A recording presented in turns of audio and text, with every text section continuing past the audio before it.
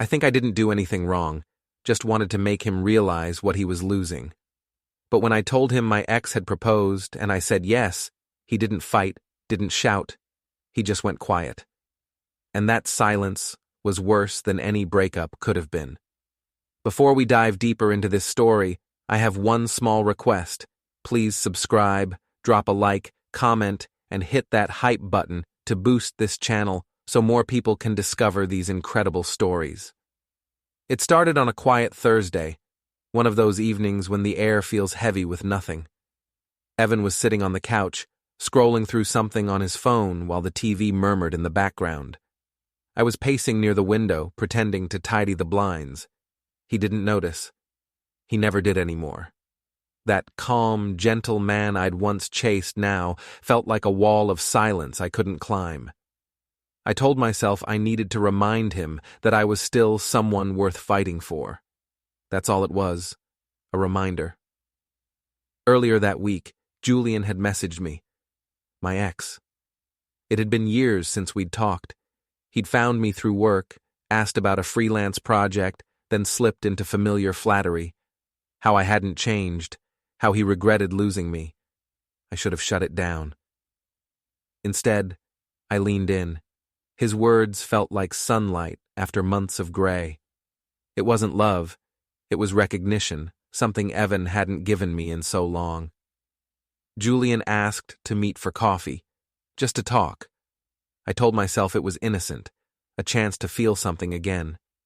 We met at a cafe downtown, a place with big windows and warm lighting that made everyone look softer than they really were. He smiled the same way he used to, confident, a little smug.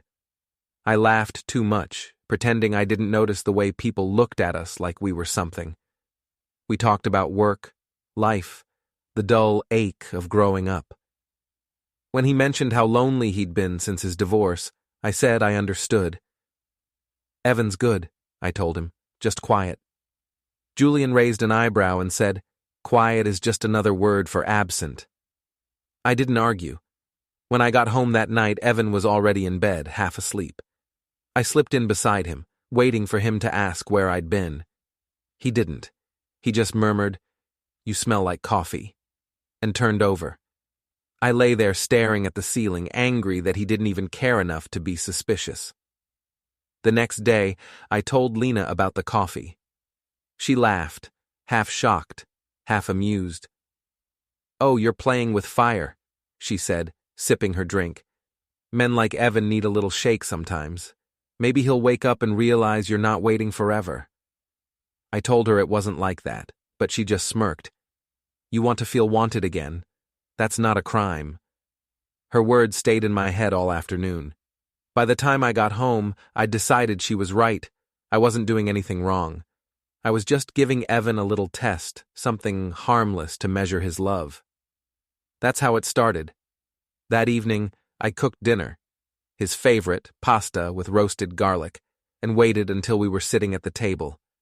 He was quiet as usual, polite, tired. I said, "You'll never guess who I ran into this week." He looked up, spoon halfway to his mouth. "Julian." He paused, barely a flicker of emotion. "Your ex?" "Mm-hmm," I said, watching his face. "He actually asked me to marry him." The fork clinked against his plate. I smiled, pretending it was a joke. Can you imagine? After all these years? Evan didn't smile. He didn't look angry either, just distant, like he was trying to decide if he'd heard me right. I expected him to scoff, to say something sarcastic, anything. Instead, he said quietly, "And what did you say?" I took a slow sip of wine, savoring the moment. "I said yes," I replied, my voice light and teasing. "But don't worry, I'll probably change my mind." For a long time, he didn't say a word. The only sound was the faint hum of the refrigerator. Then he nodded once, as if concluding a thought I wasn't part of. "I hope you find what you're looking for." He stood, gathered his plate, and walked into the kitchen. I sat there frozen, my smile fading. "Evan, it was a joke," I called after him. No answer. The clatter of dishes in the sink, the soft sound of water running, That was all. He didn't come back to the table. When I went to the bedroom later, he was lying on his side facing the wall. I said, "You're not actually mad, are you?" No response. "It wasn't serious, Evan. You know that." Silence. I lay down next to him, the distance between us heavier than ever. The next morning, he got up early. I heard the sound of his keys, his usual quiet goodbye to our son before heading to work. I stayed in bed, half expecting a text, maybe a short message saying he understood, that I'd gone too far, but it was fine. It never came. By noon, I was restless. I called Lena and told her what happened. She laughed again. "He's just sulking. Men hate being outplayed." "Outplayed?" I said. "Sure," she replied. "He thought he was in control. Now he's realizing you could walk away. Give it time. He'll chase you." But he didn't chase me. That night, when he came home, he greeted our son, helped him with his homework, then ate dinner without looking at me. Every attempt I made to talk was met with polite silence. It wasn't cold. It was worse than that. It was final. I tried humor, flirtation, even guilt. Nothing worked. He just kept that same quiet calm, the kind that felt like standing in front of a closed door with no handle. By the end of the week, I started to feel desperate. I left hints of Julian in conversation again, hoping to trigger something, anything. But Evan's silence didn't crack. It grew. It filled the house like smoke, invisible but choking. One night I asked outright, "Are you ever going to say something?" He looked up from his book, eyes steady. I already did. That was the moment I realized what I'd done wasn't a test. It was a confession. And his silence wasn't indifference. It was the sound of him leaving me in his mind, one breath at a time. A week passed, and Evan still hadn't said a single word about what I told him. It was like the whole thing never happened, except for the way he moved differently. There was no anger, no confrontation, just this quiet distance that hung in the air like static. He went to work, came home, helped Noah with his school projects, and spoke to me only when it was absolutely necessary. The silence wasn't loud, but it was heavy, deliberate. It made me feel like I was the stranger who'd wandered into my own house. At first, I told myself he just needed time. Men took longer to process things, didn't they? I told Lena he'd eventually crack, that he'd ask who Julian was, demand to know if I really meant it. "He's trying to play cool," I said, laughing nervously. "He can't stand the idea that I might leave him." Lena didn't laugh this time. "Are you sure he's pretending?" she asked. "Sometimes silence means he's done, not confused."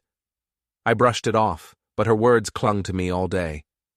That Friday, we were invited to a dinner party by some of Evan's co-workers, a casual evening thing, just friends and spouses. He didn't mention it to me until that morning. "There's a dinner tonight," he said simply. "You can come if you want." No tone, no warmth, just a flat statement. I almost said no, but then I realized this could be my chance. Maybe if he saw other people around, saw me being admired, it would wake him up. Maybe he'd remember what it felt like to want me. I spent hours getting ready, choosing a dress I knew made me look expensive, not desperate. When he came out of the bedroom in his usual gray shirt, I said, "You're not even going to compliment me?" He glanced up, nodded slightly, and said, "You look fine." Fine. That word cut more than anything else could have. At the dinner, I played my part, smiling too brightly, laughing too loud, pretending everything was perfect. People asked about us, about work, about Noah. I told a story about how Evan was so focused lately that I barely saw him. Everyone laughed politely. Evan didn't say a word. He sipped his drink and listened as if he were somewhere far away. Then, without planning it, I said it again, the lie that had started all of this. "Actually," I said, my voice light, "it's funny. My ex reached out recently. He asked me to marry him." A few faces turned toward me in surprise. I kept smiling. Crazy, right? A woman near the end of the table gasped. "Oh my God, what did you say?" I looked right at Evan. I told him yes. The laughter died. Evan didn't flinch. He just set his glass down gently and said, "Excuse me." Then he stood up and walked out. The room fell into silence. Someone tried to make a joke about awkward timing, but the tension didn't lift. I laughed, that high, brittle kind of laugh that comes from panic, and said, "He's so dramatic. It's a joke, I swear." But no one believed me. Not really. When I got home, his car wasn't in the driveway. I texted him twice. No reply. By midnight, I called Lena, pacing the living room. "He just walked out," I said, "in front of everyone. Can you believe that?" She was quiet for a moment before saying, "Marla," she always used my name when she was serious, "you humiliated him.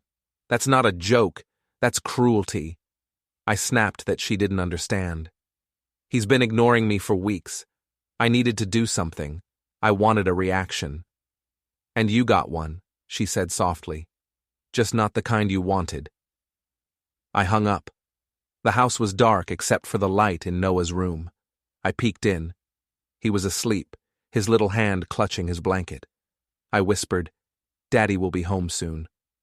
But even as I said it, I wasn't sure if I believed it. The next morning, his car was back.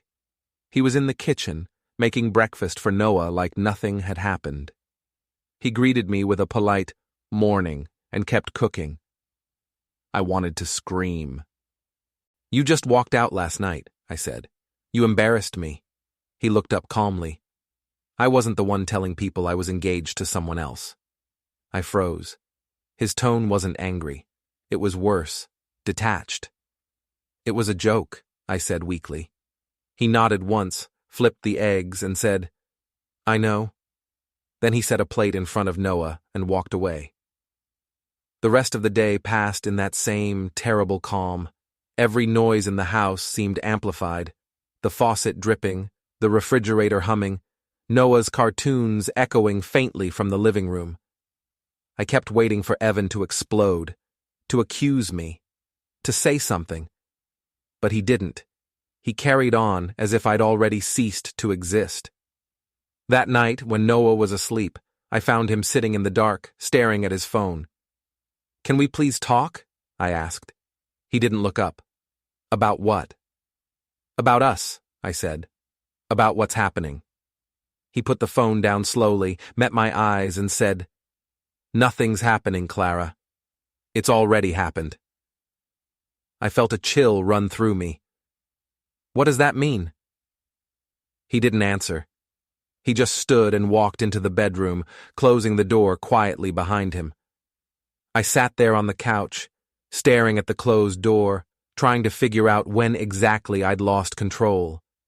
Maybe it was when I first lied. Maybe it was when I thought silence meant weakness. But now I could see it clearly. His silence wasn't surrender. It was preparation. And deep down, for the first time, I was afraid that he wasn't staying quiet because he was hurt. He was staying quiet because he was done. By the third week, the silence had become a wall I couldn't climb. Evan still lived in the same apartment, slept in the same bed, made coffee every morning like clockwork. But he was gone. His voice, when he used it, was only for Noah. "Brush your teeth. Get your shoes. Good job, buddy."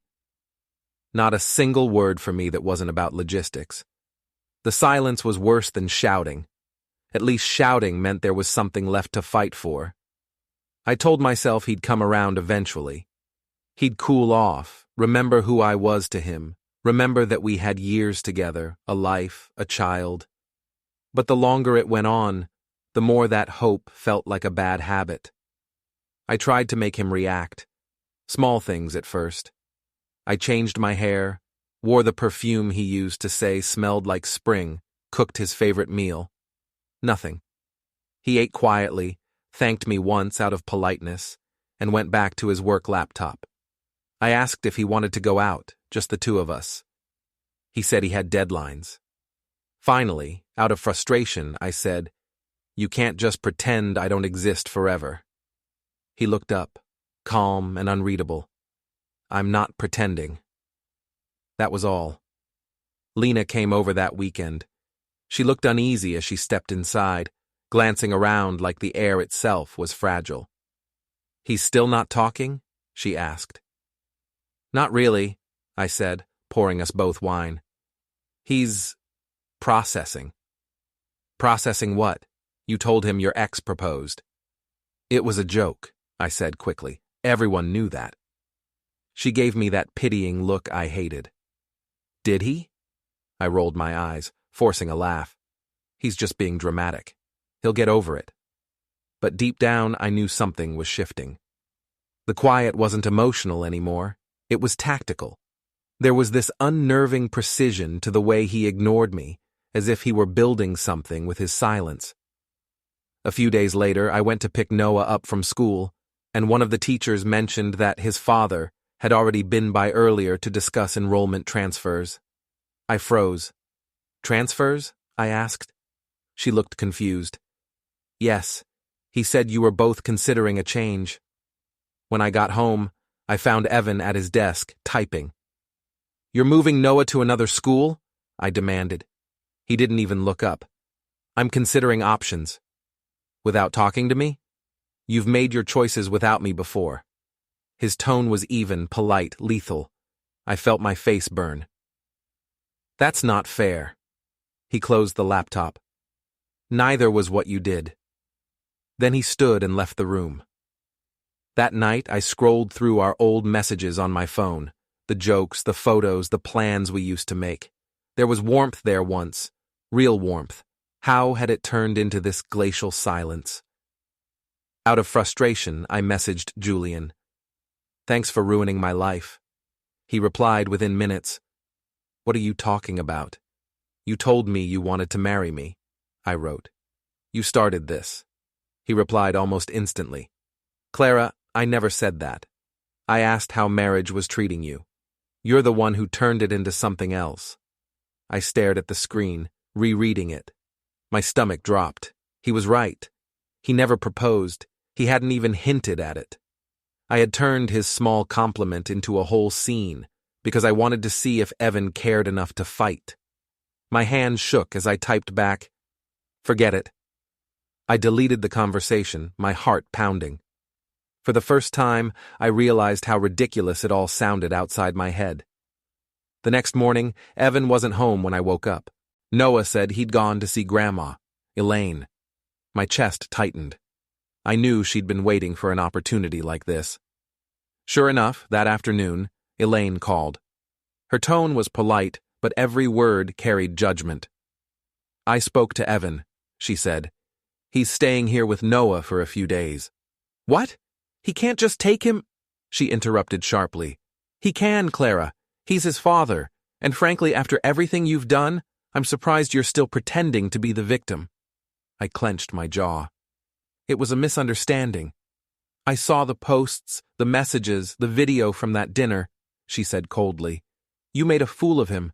A man like Evan doesn't scream or throw things. He plans. You'd better start understanding that." Then she hung up. I threw my phone across the room. It hit the wall and fell onto the carpet with a dull thud. I sank onto the couch, shaking. My mind replayed every moment. The coffee with Julian, the smirk on Lena's face when she said men needed to be tested, Evan's expressionless eyes across the dinner table. It all came together now, like puzzle pieces forming a picture I didn't want to see. By evening, Evan and Noah still hadn't come home. I called his phone again and again. No answer. Around 9 p.m., there was a knock at the door. My heart leapt. I thought it was them. But when I opened it, a courier stood there holding a white envelope. "Delivery for Mrs. Miles," he said. I signed automatically, hands trembling. Inside was a single sheet of paper from a law firm. Notice of intent to separate. It was short, impersonal, devastating. For a while, I just stood there, reading it over and over, waiting for the words to rearrange themselves into something less final. They didn't. That night, I poured a glass of wine and sat on the couch, staring at the empty space where Evan usually sat. I thought of his silence, the calm, deliberate quiet that used to frustrate me so much. Now I saw it for what it really was, the sound of him preparing to disappear. I'd wanted to make him feel something. I succeeded, just not in the way I'd imagined. The next few days were a blur of waiting and denial. Every time my phone buzzed, I hoped it was Evan. Every car that slowed near the house made my heart jump. But it was always nothing, just ordinary sounds in a life that suddenly felt emptied of him. Noah stayed with Elaine that week, and the silence of the apartment was unbearable. The toys in the corner looked like evidence of a crime I didn't remember committing. I told myself the letter didn't mean anything. Intent to separate wasn't the same as finalized. It was just a warning, a pause before things got better. I even convinced myself that maybe he sent it as a scare tactic. If I could just talk to him face to face, he'd understand. He always did, eventually. On Thursday, I called his office. The receptionist said he was on leave. I asked where he was, and she said she didn't know. I could hear the pity in her voice.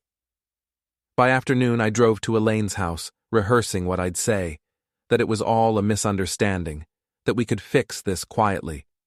When she opened the door, her expression didn't change. "I just want to see my husband," I said. "He's not here," she replied, "and he doesn't want to see you right now." I tried to step forward, but she blocked the doorway. "You've done enough damage, Clara. Go home." Her calmness made me furious. "You think I'm some monster, don't you? He's your son, but you don't know what he's like when he shuts down." "I know exactly what he's like," she said, "and you mistook his kindness for weakness." Then she closed the door.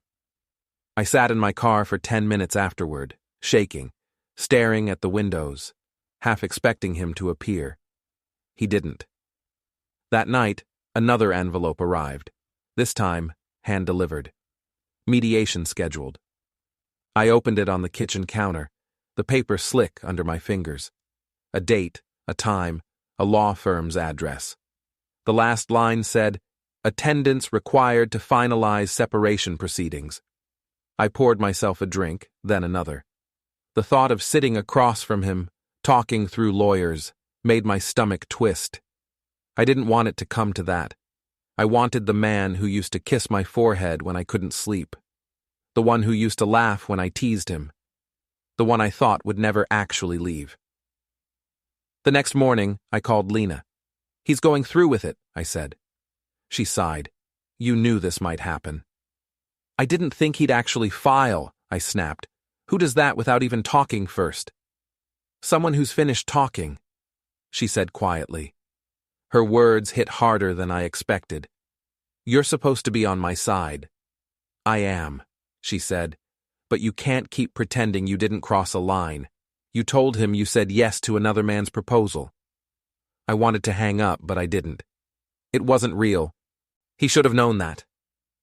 "Maybe he did," she said softly, "and that's why he stopped caring."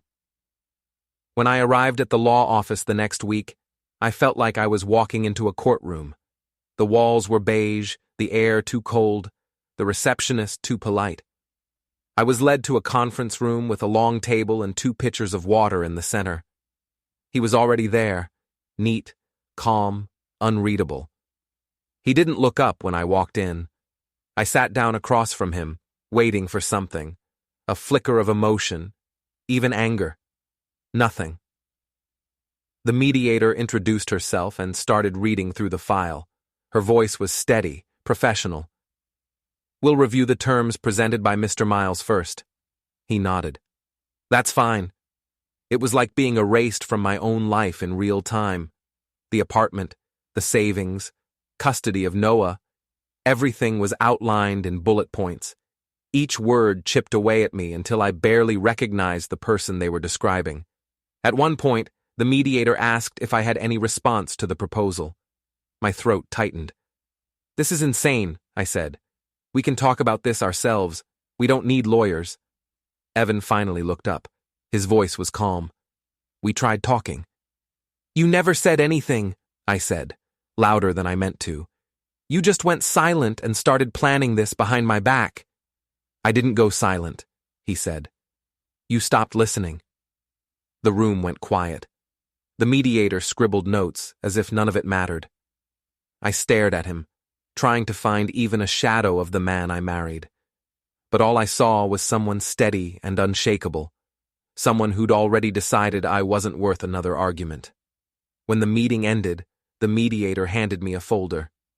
We'll need your signature on these before the next session, she said.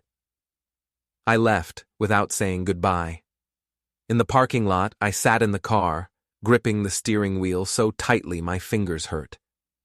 I kept thinking about that night at dinner, about the way his eyes didn't even flinch when I told him I'd said yes to Julian. I thought I'd hurt his pride, not his heart. But now I understood. I hadn't just embarrassed him. I'd made him believe he didn't matter. When I got home, I found a small box by the front door. Inside was my wedding ring. No note, no explanation. Just the ring I'd stopped wearing months ago because it didn't match my style anymore. I held it in my palm for a long time, waiting to cry. But I didn't. I just felt cold. For the first time, I realized his silence wasn't about punishing me. It was about peace. He had finally found it. And it didn't include me. The mediation continued the next week. I almost didn't go. Part of me wanted to ignore it, to pretend that if I stayed home, everything would freeze in place. No signatures. No endings. But I went. Dressed carefully. Makeup perfect. Telling myself I would look strong. I'd remind him who I was, the woman he once admired. Surely there was something left between us, some thread of memory he couldn't cut clean. When I arrived, he was already there again, sitting with his lawyer, calm and composed. He wore the same gray suit he used for important meetings, and I thought stupidly that it still suited him better than anyone I'd ever known. He didn't look up when I entered. I tried to catch his eye, but he just focused on the papers in front of him. The mediator began as if nothing human was happening in that room. We'll continue with the review of mutual assets and parental arrangements. Every word was sharp and professional. I wanted to interrupt, to shout that this wasn't a transaction. This was our life. When it was my turn to speak, I said, "This has gone too far. We don't need to do this. I just want to talk to my husband." Evan didn't flinch. He looked at me finally and said, "We're not talking anymore, Clara. We're resolving." I felt my chest tighten. "You're throwing away years because of one mistake?" "One lie," he said quietly. "A lie that you told twice, and publicly." His lawyer slid forward a thin folder. Inside were printed screenshots, my messages to Lena, the photo of me at the dinner, the social post I'd made after, where I'd written something like, "Sometimes love means letting someone chase you." Reading it now, I wanted to disappear. It sounded cruel. "These were shared widely," the lawyer said evenly. "Mr. Miles has endured reputational harm at work. He's also documented your admission of fabricating a marriage proposal to provoke emotional response. We're asking for an uncontested separation to minimize further exposure." My face burned. "You're making it sound malicious," I said. "I wasn't trying to hurt him. I wanted him to feel something, that's all." Evan leaned back, his eyes fixed on the table. "You always wanted me to feel something, as long as it proved I still belonged to you." "I just wanted you to care," I shouted. My voice cracked, echoing too loud in that sterile room. He looked up finally. "I did care. That's why I stayed quiet. I thought maybe if I said nothing it would force you to listen. But you don't listen, Clara. You only perform." The mediator interrupted softly, asking us to remain civil. I bit my lip so hard it hurt. He kept his composure while I shook, and I hated him for it. Hated how calm he was while I felt like I was drowning. When the session ended, the mediator handed me a final set of documents to review before the court date. I didn't take them right away. "Please," I said, my voice trembling, "can we at least talk alone? Just for 5 minutes." He hesitated, then nodded. The lawyers left, and we sat in silence. For a moment, it felt like years ago, that quiet pause before we used to laugh about something small, but now the quiet was heavier. "I never wanted to lose you," I said finally. "You have to know that." "I know," he said. "You just didn't care if I lost myself in the process." I reached for him without thinking, but he pulled back slightly. Not harshly, just enough. "Don't do that," he said softly. "You only touch when you're afraid." I couldn't find words. My throat felt full of something sharp. "You're really ending this?" I whispered. He nodded once. "You already did." Then he stood, gathered his papers, and left. I sat there long after everyone was gone. The mediator came back once, asked if I was okay. I nodded, though I could barely breathe. That night, I went home to an empty apartment again. The lights buzzed faintly overhead. The silence felt bigger than the space itself. I poured wine, opened my laptop, and stared at my reflection in the dark screen. My face looked unfamiliar, tired, older, smaller. Out of desperation, I made another post. A photo of a candle on the table, captioned, "Some lessons come too late, but love is never wasted." It was supposed to sound deep, maybe make people see that I was human, that I was hurting. Within an hour, the comments started. "Maybe next time don't lie to your husband. Weren't you the woman who faked a proposal? You got what you asked for." I deleted the post, but the words stayed in my head like echoes. I realized I couldn't spin this story anymore. No one was listening. The narrative wasn't mine to control.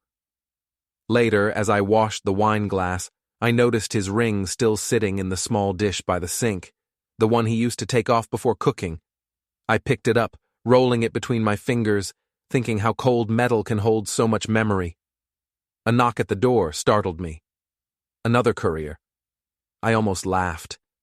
It was becoming routine now. He handed me a single envelope. Inside was the official custody arrangement. Full guardianship awarded to Evan. Visitation to be determined. The line that struck me most was near the end. Petitioner requests all future communication via legal counsel only. No messages, no calls, no closure. Just paperwork. I sat down on the floor, the envelope still open beside me. My mind kept repeating his last words. "You only touch when you're afraid." I wanted to call him, to tell him I wasn't afraid, just lost. But he wouldn't answer, and even if he did, I wouldn't know what to say. So I sat in the dark, listening to the refrigerator hum, wondering when silence became more powerful than love. The apartment didn't feel like mine anymore. It was too quiet, too neat, too clean. The kind of clean that meant no one really lived there. Evan had collected his things the previous weekend. He didn't tell me when. I came home from the grocery store and found his side of the closet empty, his tools gone, even the framed photo from our wedding missing from the hallway wall. Only a faint square of lighter paint marked where it used to hang. I stood there staring at the blank space, waiting for the ache to hit like it always did. But it didn't come all at once this time. It arrived slowly, like a dull tide washing everything else away. I walked through each room, touching the furniture, the walls, the things that were still mine. None of them meant anything. It was like living in an exhibit of a life that had already closed. On the kitchen table sat the final envelope, the official decree. I'd opened it earlier but couldn't read past the first line, dissolution of marriage between Clara and Evan Miles. The words looked so formal, so final, it almost didn't feel real. We'd once shared a bed, a child, 1,000 ordinary mornings. Now we were just names on a document. I thought about calling him. I even picked up my phone once, thumb hovering over his contact. But what would I say? I didn't mean to lose you. I didn't think silence could hurt this much. I could already imagine his answer. or worse, his silence. That night, I tried to distract myself by cleaning. It was something to do with my hands. I gathered stray papers, half-burned candles, things that didn't belong anywhere. I found one of Noah's drawings under the couch, 3 stick figures holding hands beneath a big blue sky. I sat on the floor staring at it for a long time. He had drawn his father taller than me. I smiled faintly, though it hurt. When the clock struck 9, the doorbell rang. For a brief, insane moment, I thought maybe it was them. Maybe Evan had brought Noah to see me. But when I opened the door, there was no one there, just a brown envelope left on the mat, my name written neatly across the front. Inside was a single piece of paper, confirmation of property transfer and relocation notice. Evan was moving, out of the city. I read the address twice, then sat down on the stairs, gripping the letter in both hands. There was no note, no goodbye, not even a forwarding number. Just another document, another quiet goodbye sealed in official ink. I don't know how long I sat there. The air felt heavy, the kind that presses down until you forget to breathe. I thought about how I'd once mistaken his calm for passivity, how I'd built my confidence on the illusion that he'd always forgive me. Now I realized his silence wasn't weakness. It was control. It was the loudest statement he could make. I no longer need to explain myself to you. Later, I poured the last of the wine and turned off all the lights, except one in the kitchen.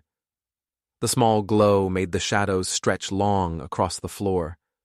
I sat at the table, staring at nothing, listening to the house breathe around me. I remembered all the times I'd pushed him just to get a reaction, the cruel little tests I'd told myself were proof of love. Every one of them had built the silence that surrounded me now. I reached for my phone again and opened the old voicemails. There were a few left from before, reminders, check-ins, small things. I pressed play on the last one. His voice was calm, steady. "Hey, it's me. Just checking what time you'll be home. Drive safe." That was it. No anger, no warmth, just simple concern. I listened to it twice before deleting it. The moment I did, the apartment seemed to grow even quieter, like it was holding its breath. I whispered into the stillness, "You could have said goodbye." My voice cracked, but the room didn't answer. After a while, I stood, turned off the kitchen light, and walked toward the empty bedroom. The sheets were cold when I lay down. Outside, a car passed, headlights sweeping across the wall like a memory moving away. I closed my eyes and realized that his silence, the one I'd always tried to break, was the only thing left that still connected us, and now, even that was gone. Don't forget to hit like, subscribe, and turn on the bell so you don't miss the next story. Write in the comments from which city you are watching.